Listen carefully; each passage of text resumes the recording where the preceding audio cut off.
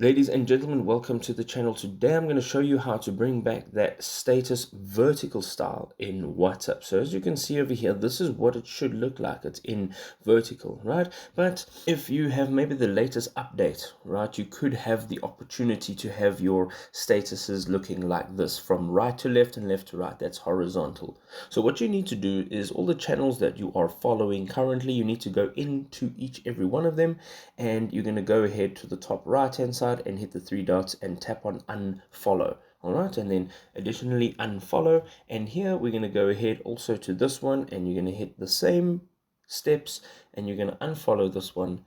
And again, for the last one, we're going to go in here and we're going to go and hit the unfollow button and unfollow. Now, once you go back here, right, you'll have to leave WhatsApp and then come back in. And once you've done so, you'll find that all of your statuses of the contacts in your WhatsApp will actually now be in vertical format and not in horizontal format anymore.